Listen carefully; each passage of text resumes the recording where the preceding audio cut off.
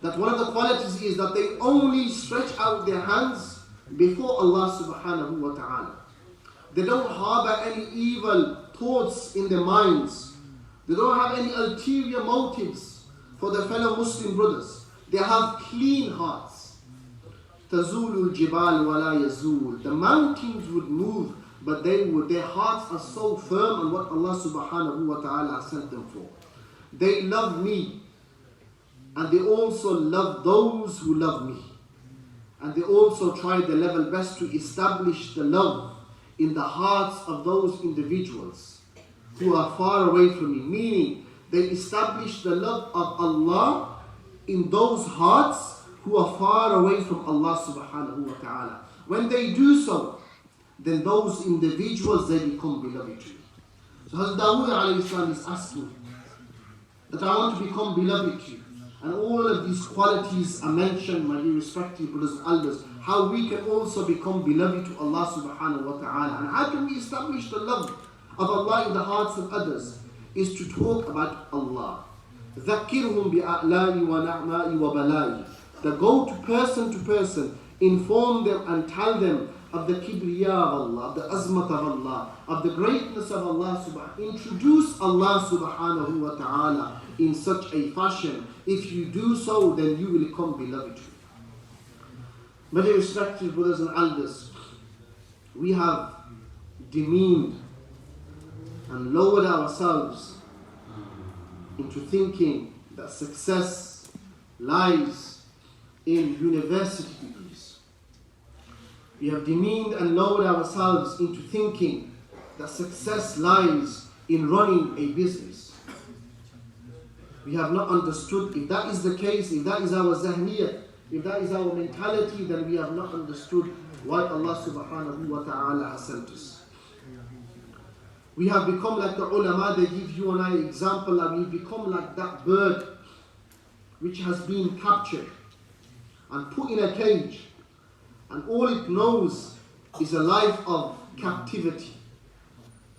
The bird has not seen the blue skies or the rivers, has not seen the green, lush, landscapes, has not felt the cold breeze on its beak. And on one occasion, after many years, the master comes and he opens the cage and he says to this bird that now you can go and experience the world for yourself. Go and see the blue skies, go and see the rivers, go and see the green, lush landscapes, go and see what you've been missing out on. This bird, he says to its master, you are telling me to fly? I have forgotten to flutter my wings. I've even forgotten how to flutter my wings, and you are telling me to fly. This is the ulama say, this is our example. That we have failed to recognize and understand the purpose of our life. That we have the luck of our job. We have the luck of our family commitments. We have the luck of this. We have the luck of that. We have the luck of the worldly embellishments. And we forget why Allah subhanahu wa ta'ala has sent us. And Allah ta'ala, He summarizes and He explains to you and I in one verse, وَمَا الْحَيَاةُ الدُّنْيَا إِلَّا مَتَاعُ الْغُرُورِ. That is dunyawi zindagi that you and I are experiencing. It is only provisions of deception. A time would come when we have to stand before Allah subhanahu wa ta'ala on the day of judgment.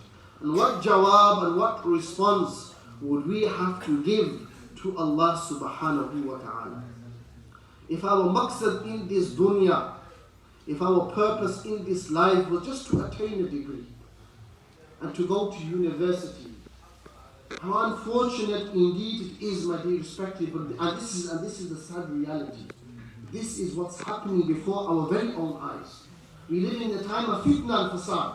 To hold on to the awamir of Allah, to hold on to the deen of Allah has become so difficult. Like Rasulullah sallallahu alayhi wa sallam mentions in a hadith that there will be so much fitnas, holding on to the awamir of Allah, holding on to the deen of Allah will become so difficult that it would be like holding on to flames of fire.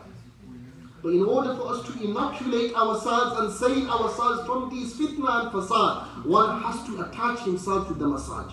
One has to attach himself to those things which will bring us closer to Allah and His Rasul sallallahu alayhi wa sallam. Time is very, very important. Time is so valuable. Nowadays, nobody has time. All of us, we have commitments, we all have responsibilities. It is extremely difficult. Like we mentioned, family commitments, you have work commitments, then you have this commitment, you have that commitment. But where is the time that we are giving to Allah? Would we not be questioned on the day of judgment what we have done with our time? Allah will most certainly question us. A person on the day of judgment will not have the stomach to move, will not have the ability to even move an inch unless he is asked certain questions. And one of the questions would be the time that Allah Ta'ala will bestow upon you and how did we utilize it? How did we use this time that effectively? This will be a question that will be directed to each and every single one of us, my dear respected brothers and elders.